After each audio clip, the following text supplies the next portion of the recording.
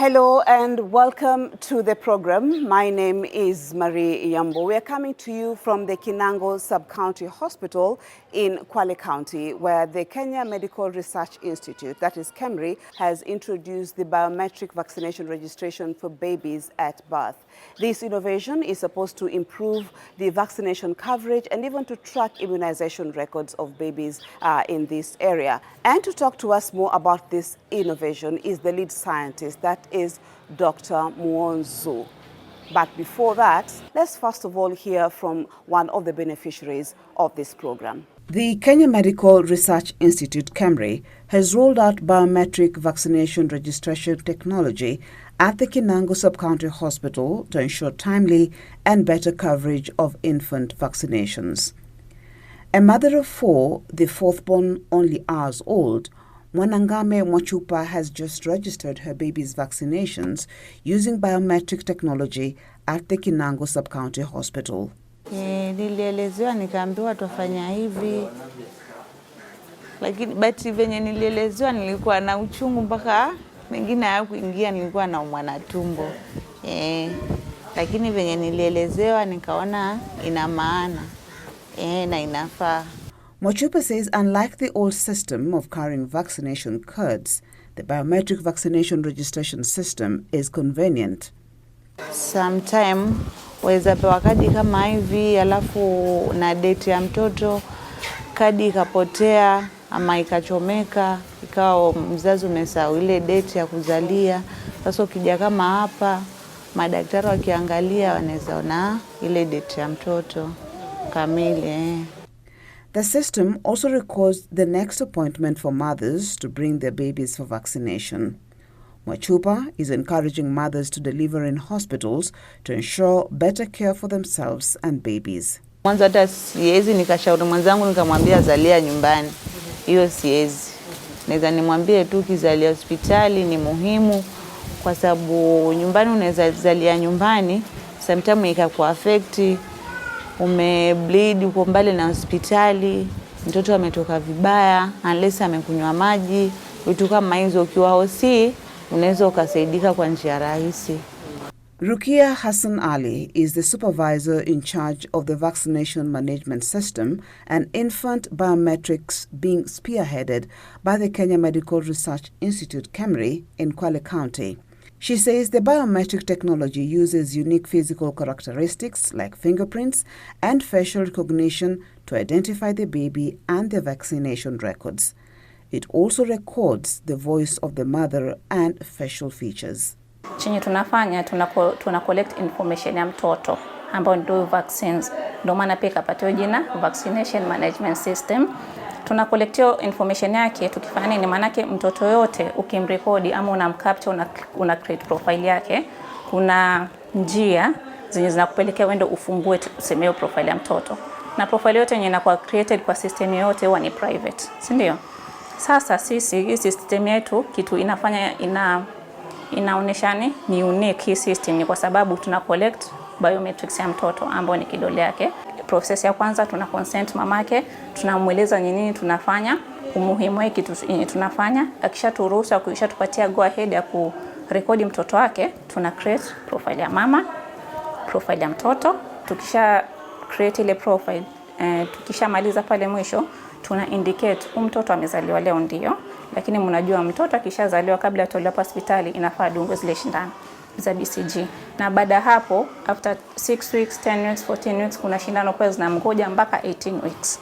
The technology has made it easy to keep and retrieve vaccination records for infants, unlike the manual system that was previously used. Mama yetu wako na situations different. Unaweza pata mama anaishi hapa sawa, lakini hapa ndo nyumbani. Kwa hivyo hapa ndo aleta mtoto wake hospitali. Lakini bwana wake tuseme yuko Kwale. Sasa ameenda kule kutembea, alafu akajisahau, aka overstay kwa bwana wake na mtoto anafind hospitali. Na lete amesahau ya kwamba mtoto wangu sijui dungwa shindano ngapi. Ni ile ya 10 weeks, ni ile 14 weeks. Sasa hapo ndo sisi tunakuja ndani. Akikuja akirifa kama alikuwa kwa system yetu, unaweza ambia nurse, huyu mama last month alidungwa shindano ya 6 weeks. Kwa hivyo maanisha mtoto wake anadungwa hii ya 10 weeks. Ile asichanganya asije kapatiwa shindano yenyewe sio. Na pia kuna mama wenye wao wanapoteza vitabu, na kuna mama wanapoteza vitabu njia nyingi, kupoteza ama ichomeke ama ingie maji, maandishi ifutike. Hii system yetu nurses wanaweza tu refer. Besides being more secure and convenient, biometric technology can also help with tracking vaccination coverage rates. It can identify individuals who have not received their vaccinations and send reminders to healthcare providers. Kwa sababu mama atakikuja akikuwa searched hapa, tuna retrieve information yake, tunapatia nurses, anahudumia, anaenda zake. Unlike our nurses kwenda back to their records, waende watafute almost 30 minutes, o mama amekaa hapo au mama wengine nao pia wamekaa wanangoja na samaliza. Unaona hiyo mlolo wangu sasa. Approximately 300,000 children miss vaccination each year. In 2020 alone, KEMRI says approximately 5 million children died globally before reaching their 5th birthday. 2.4 million children passed away within 28 days of birth, with many of these deaths considered preventable through vaccination. Professor Muuo Nzou is one of the lead researchers at the Kenya Medical Research Institute behind the technology of the biometric vaccination registration. He tells us more. Specifically for this project, we're interested in vaccine management systems. We're trying to come up with a system that we can actually capture the fingerprints of children 2 hours after birth. The essence of that is because we've realized that we don't have a way of tracking children, especially about their vaccination system and history, and being able to come up with how the vaccines are managed immediately after birth. We have some systems which actually work very well when you talk about biometrics, when they are almost 10 years and so forth, and 2 years. But 2 hours after birth, this is, to the best of our knowledge, this is the first time you're having such a system happening. And this work has been actually been done in collaboration between Kenya Medical Research Institute scientists.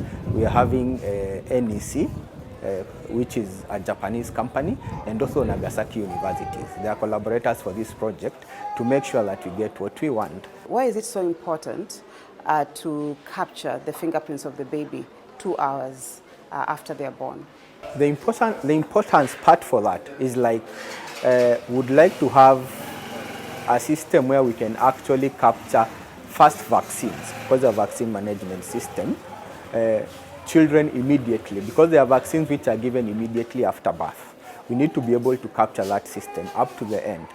At the same time, if this system is successful, we would not only like to keep it about vaccine management system, we would actually want it to go to data management system for health.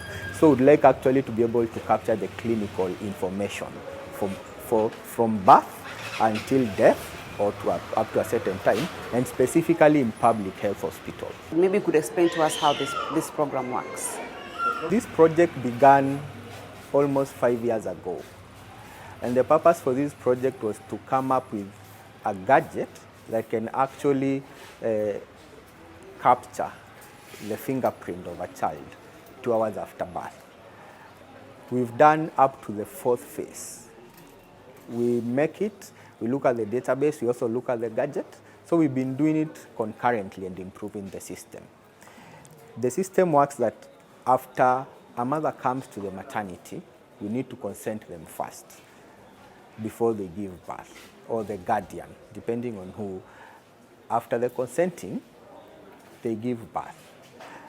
2 hours after birth, if they are strong enough, because it depends on their ability, we usually go and consent them again for the process to begin. And after that, they come. We actually pick all the fingers, if it's possible, because we'd like to see how the change in improvement of the fingerprint happens from 2 hours to 4 hours to 6 hours until they leave the hospital. And right now, we don't follow after leaving the hospital, but before we got there in the phases that we did, we actually followed up to the households to make sure we can see the improvement, and we were sure the data we had captured up to there, now there is no need of, the follow-up can be done when they come back for vaccinations in consequent vaccination schedule in their book.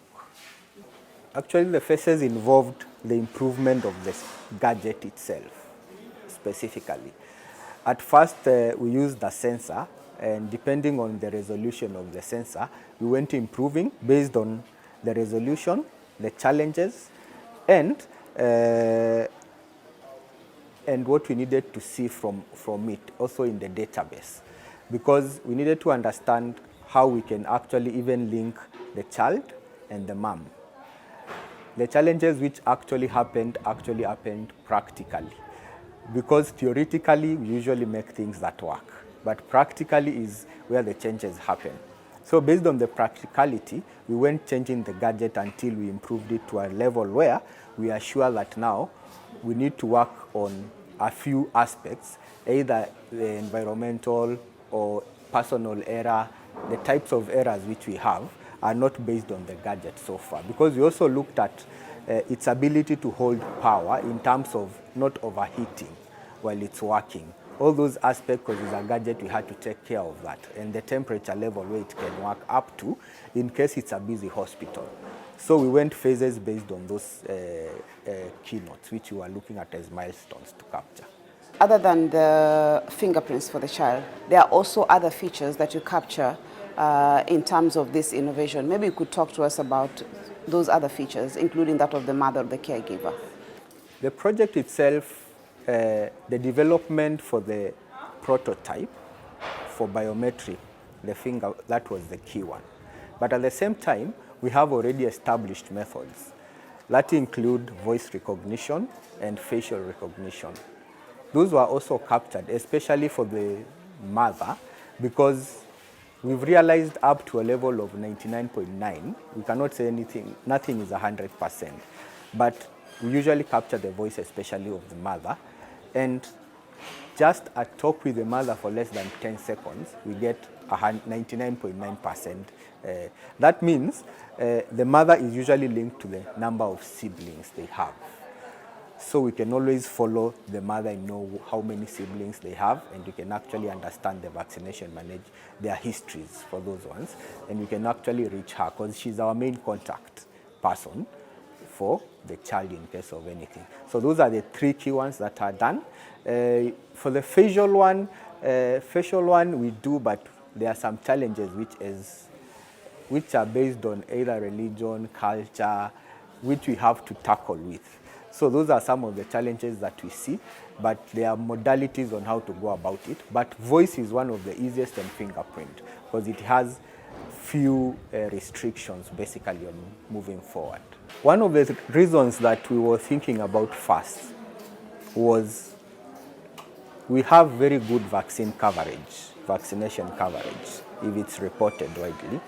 And at the same time, we were thinking of a way that we can cover vaccines well. Is there an easy way of getting a summary to everything that will help in management of vaccines, that will actually lead to cost effectiveness? It will lead also to staff workload being reduced in a manner if you can have a summary of, today I have done this many people, and based on this vaccination I have vaccinated these many children.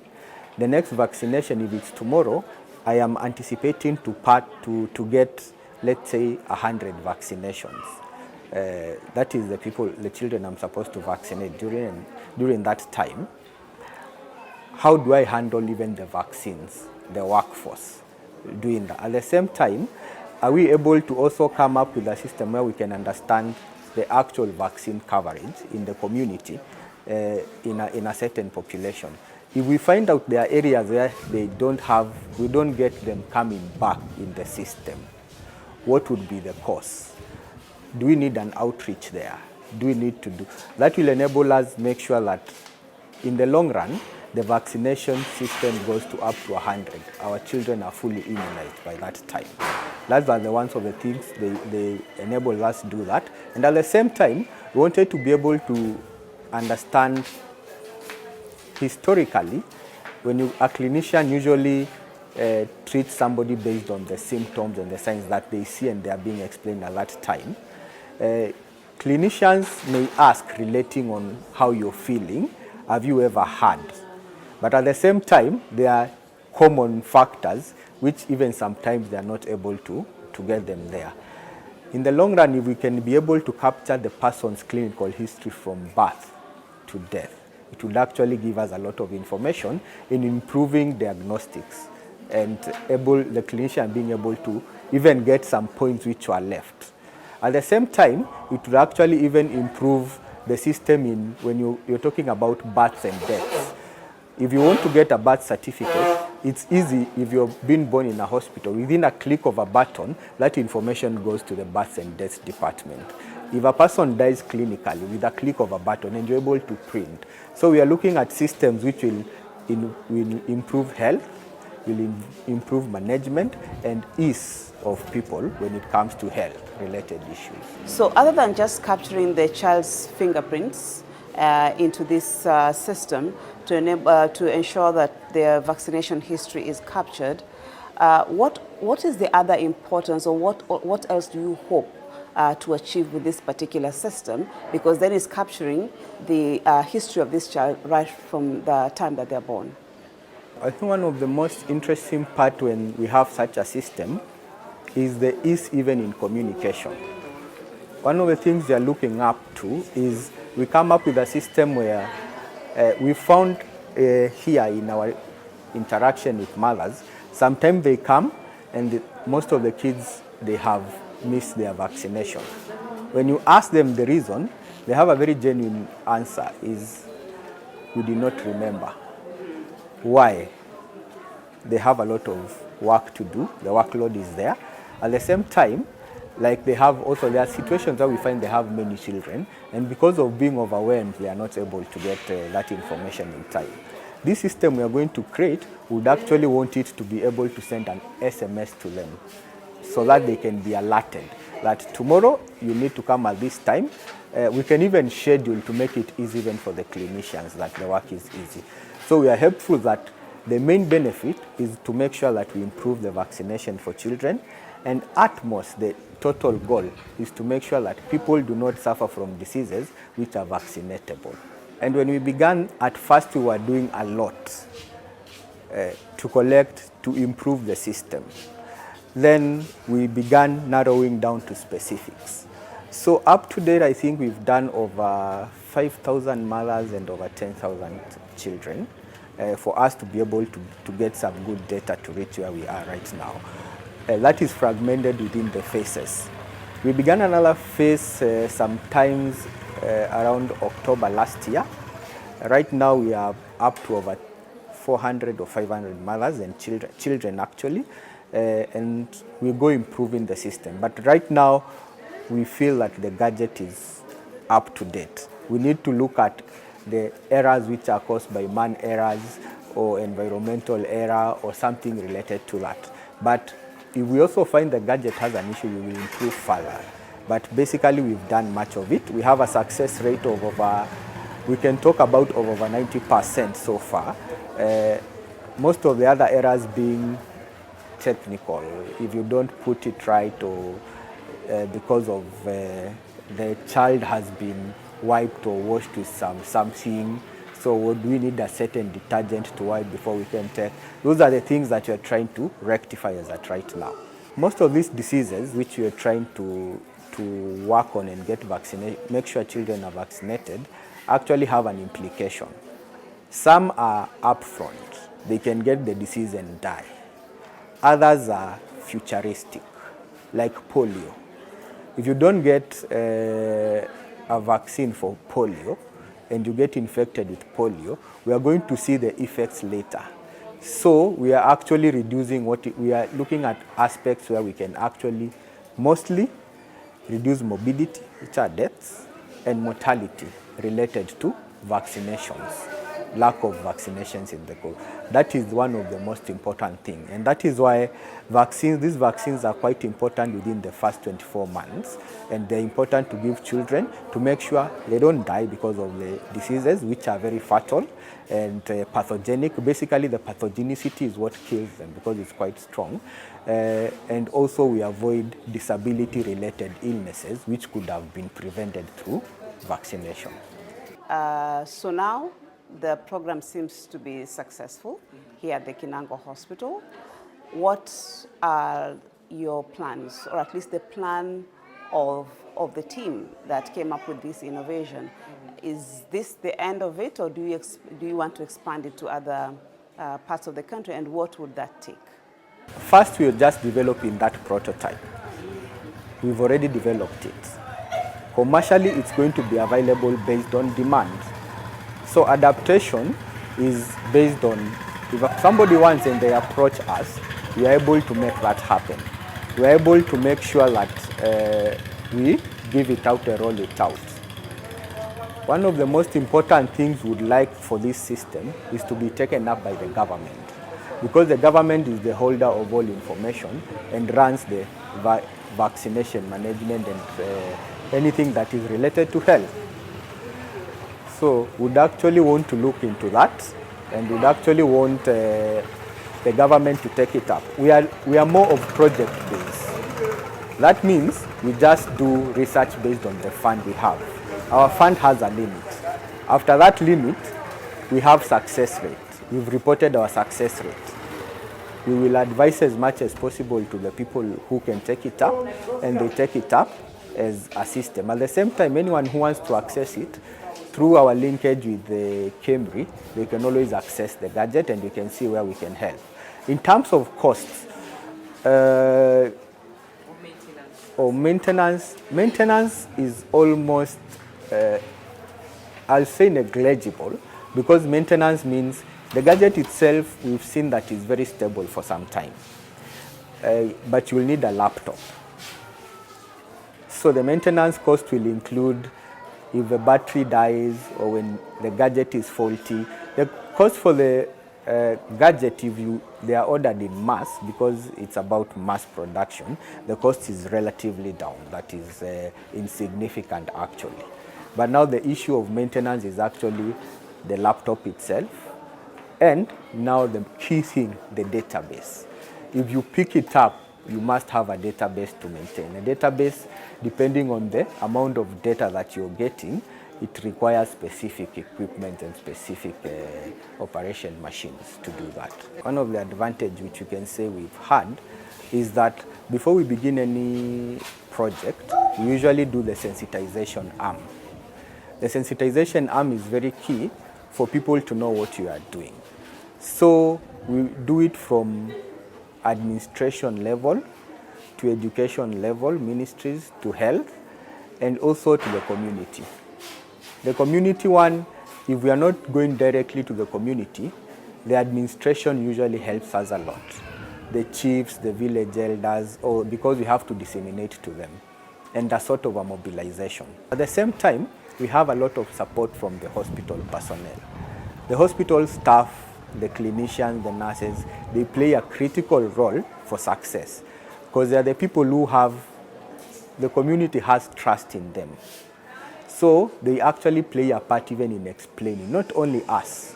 And at the same time, the people, if they are not working for the hospital and they're employed for the project, we employ locals to capacity build them.